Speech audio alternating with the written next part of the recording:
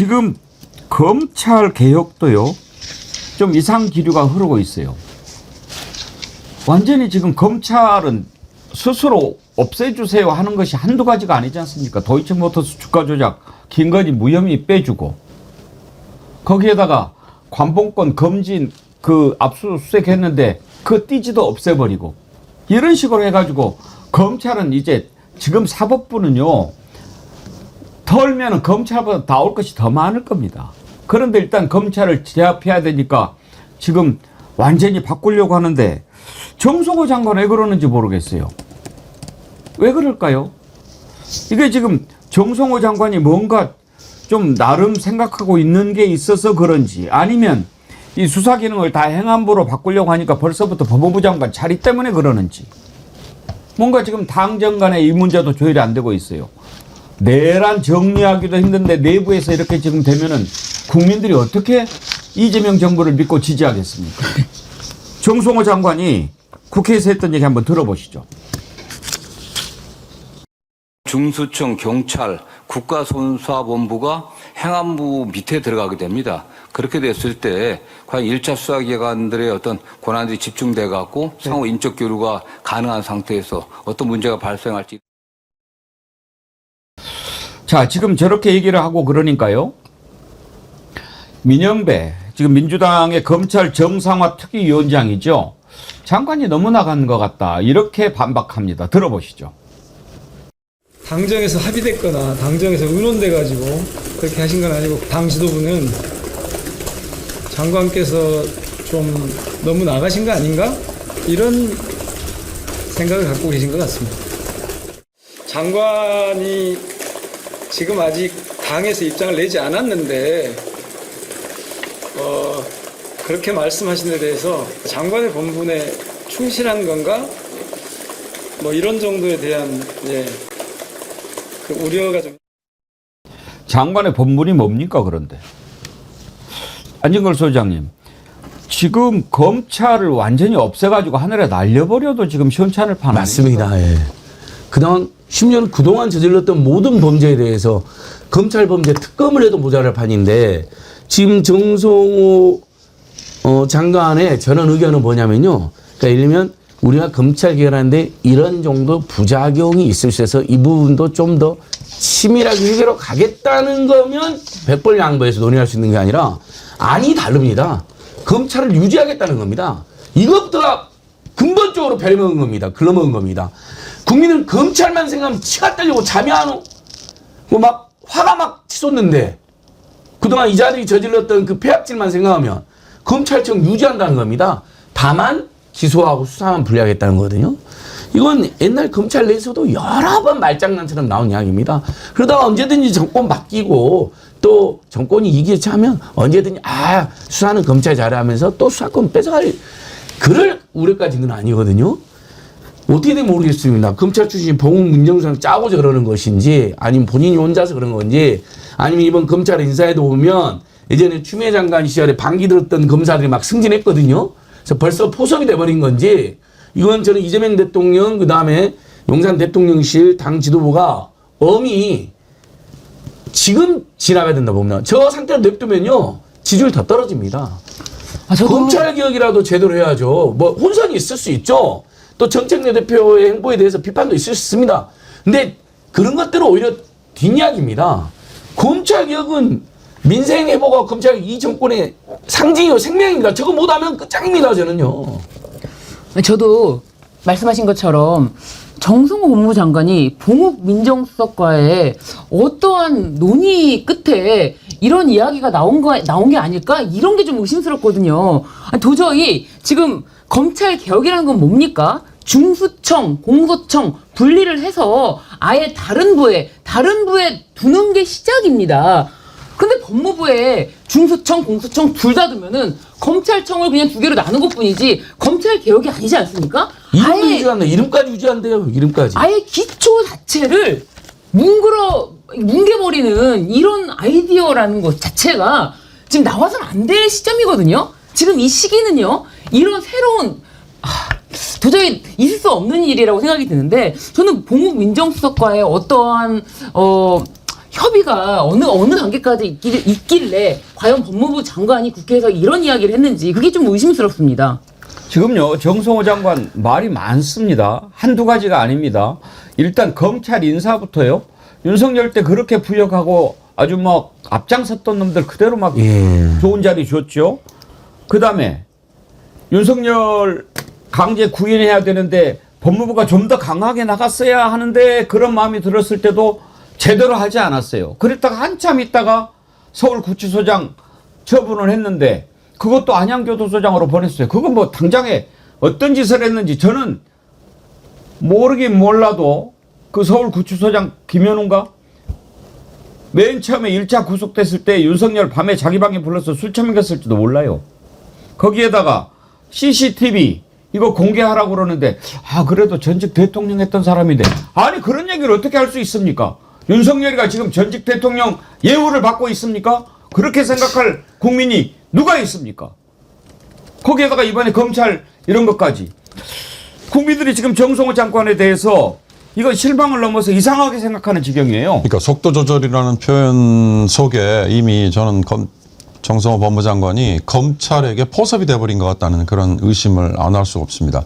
법무부라고 얘기하지만요. 거기에 교정국도 있고 외국인 출입국 관리 업무도 있고 하지만 법무부의 주된 주력들은 사실 검찰청에서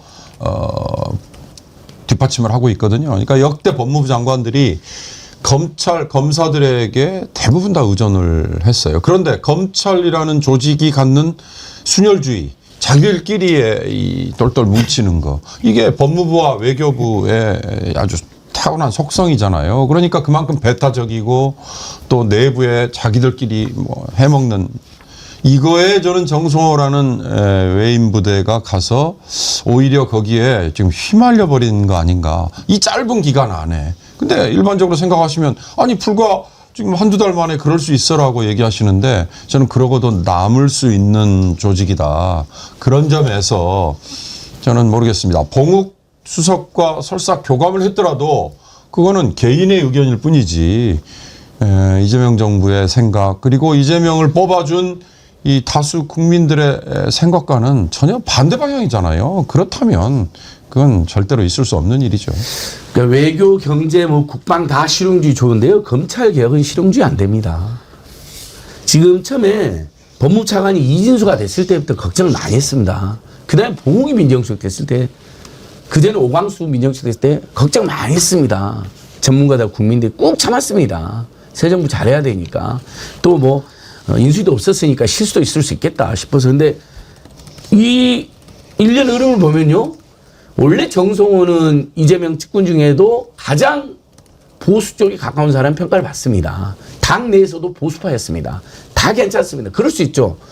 그래도 검찰 개혁에서만큼은 오히려 보수파이기 때문에 또 법조인이기 때문에 오히려 무게 있게 잘해주길 바란 거거든요. 봉우하고 그러니 오히려 대통령이 지금 정신없을 때 사실상 쿠데타한 거 아닙니까? 이 정도면요. 검찰청 이름 유지하고 공소청하고 수사청하고 법무부 밑에 하나도 변한 게 없다니까. 그냥 검사들을 반으로 쫓겨난 것 뿐이에요. 그게 뭔 개혁입니까? 책임을 묻는 것도 아니죠. 정성호 장관 그렇게 안 봤는데 물론 사람이 좀 점잖고 신중하고 그런 평가는 있지요. 그렇지만 해야 될 것 안 해야 될 것 구분은 제대로 해야 될 것 아닙니까? 그리고 무엇보다도 지금 정권 초반에 뭔가 당과 정이 일체가 돼서 나가는 모습을 보여줘야 되는데 다른 소리가 나오는 거예요. 이것부터 나오면은 금방 위험해집니다. 벌써부터 지금 지지율도 좀 떨어지고 오늘 나온 지지율도 보니까 드디어 50%가 무너진 지지율이 나왔어요. 그러니까 지금 안진걸 소장님께서 지적해 주신 것처럼 이진수 법무부 차관이 국회 나와서 뭐라 그랬습니까? 수사와 기소 분리 방향에는 공감한다. 그렇지만은 지금 나온 그 법안, 검찰개혁 법안에 대해서는 좀 뭐라고 말할 수가 없다. 이런 대답을 해가지고 깜짝 놀라지 않았습니까? 이거는 검찰개혁을 지금 하려고 하는 의지가 없는 자를 어떻게 법무부 차관으로 임명하려고 하느냐라고 했는데 법무부 장관이 뜻대로 가는 거지 법무부 차관의 뜻대로 가는 게 아니다라고 하면서 다시 한번 법무부 장관에게 힘을 실어줬었습니다. 그런데 지금 법무부 장관이 국회에 나와서 하는 발언을 보면은 법무부 차관이 과거 했던 말과 차이점을 모르겠습니다. 아무튼 치밀하게 가야 합니다. 이재명 대통령 혼자서 아무리 잘해도 그걸로만 되는 거 아닙니다. 세상에 일본, 미국 3박 6일로 가는 대통령이 어디 있습니까? 아까 용경호 소장님이 탱크 체력이라고 그랬는데 정말 보통 강철 체력 아니죠. 오죽하면 이재명 대통령이 기자들한테 기자들이 더 힘들겠다. 다음부터는 그 조절하겠다라고 하니까 기자들이 박수를 치겠습니까? 그런데 아무리 이재명 대통령 혼자서 뼈가 부서져라 그렇게 일하고 그래도 이게 당과 정과 뭐 이런 게 탁탁탁 일체가 돼서 움직여줘야 국민들이 거기에 신뢰를 보내고 의지하고 갈 수 있는 거 아닙니까? 지금 상황이 그렇게 녹록지가 않다 이 말입니다. 좀 정신 좀 차리세요 좀. 끝으로 한 가지 짧게 좀 다뤄보고 가죠. 이번에 이재명 대통령 트럼프 대통령 만났을 때 만나기 한 2시간 전에 국민들 깜짝 놀라게 한 일 있지 않습니까? 한국에서 도대체 무슨 일이 일어나고 있는 것인가? 숙청이나 혁명이 일어나고 있는 것인가? 종교단체 교회 압수수색하고 뭐 이랬다, 습격을 당했다고 이렇게 딱 올렸는데 어제 우리가 쭉 상황을 정리하면서 제가 그렇게 말씀드렸죠. 저건 트럼프가 정식으로 문제를 삼기 위한 것이 아니었을 것이다. 그러나 트럼프의 지지 기반은 극우라든지 교계라든지 이런 쪽이 꽤 많지 않습니까? 그런데 그쪽 채널을 통해서 올라왔기 때문에 일단 사실은 확인해 보고 그 다음에 오케이 알았어 내가 접수했어 일단 받았다는 반응은 보이되 그 부분 가지고 문제 삼지 않겠다는 것을 뭔가 이재명 대통령을 통해서 풀어보려고 한 게 아닌가. 그 이후로요 그 문제를 트럼프가 이재명 대통령한테 정식으로 제기했던 게 아니고 기자가 그런 질문을 하니까 이재명 대통령한테 넘겼어요. 해명하세요. 그래서 이재명 대통령이 그 부분에 대해서 오산 공군기지를 간 것은 미군 부대가 아니고 거기에 있는 한국군 부대를 들여다본 거다. 계엄에 얼마나 관여했는가. 그렇게 하니까 곧바로 이야기하지 않았습니까? 내가 오해였다고 확신한다. 오해였네. 이게 아니고 I'm sure. 확신한다. 그러면서 루머다. 이렇게 정리를 하면서 클리어를 시켜버렸어요. 그래서 이것은 이렇게 됐을 가능성이 있겠다. 일단 접수가 됐으니까 트럼프가 지지 기반을 생각해서 하는 척 해주고 그 다음에 이제 이 부분을 확실하게 클리어해주기 위한 것이 아니었나. 트럼프도 뭐 나이도 한두 개도 아니고 대통령도 2번째 하고 그러는데 그렇게 하지 않겠습니까? 그런데 보니까 이재명 대통령을 트럼프가 만나서 회담장으로 들어가기 전에 기자들이 뭐 그것과 관련해서 질문하니까 이재명 대통령 귀에다 대고 한 얘기가 뒤늦게 공개가 됐어요. 네. 뭐라고 했는지 한번 들어보시죠.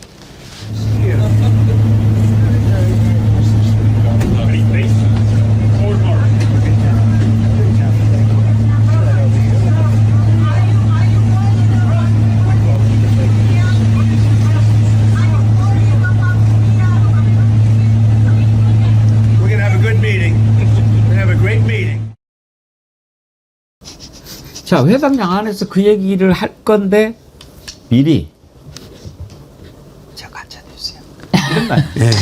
We call them fake news. 진짜 재밌어요. We call them fake news. 저런 게 트럼프가 쓴 거래 기술에 다 나와 있다고 이재명 대통령은 간파를 하고 갑니다라고 얘기했잖아요. 비행기에서 기자들에게. 그러니까 트럼프는요. Purge and Revolution 운운하는 얘기는 트럼프에게 한국 상황에 대해서 뭔가를 입력시키고 주입시키는 극우 유튜버, 미국의 극우 유튜버, 그리고 그들의 교량 역할을 하는 트럼프의 또 참모, 뭐 이런 자들에게 나는 정보를 뭔가 지금 제공받고 있어. 이것도 대외적으로 과신해야 되잖아요. 그러니까 트루스에다가 소셜 트루스에다가 그 글을 올린 거는 바로 그런 용도고, 그리고 이재명 대통령에게 할 얘기와 그 사태에 대한 보고는 제대로 된 체계로부터 이미 다 받아서 알고 있는 거예요. 그러니까 저기다 대고 페이크 뉴스라는 말을 미리 해주는 거. 그러니까요. 네. 아니 입모양이 나온 것만으로 처음에도 늘 읽었는데 그게 또 목소리도 잡힌 게 있더라고요. 예. 연합을 보면은. 저게 좀 엄청 돌고 있습니다. 예, 그래서 이렇게 We call them fake news. 기레기야, 기레기.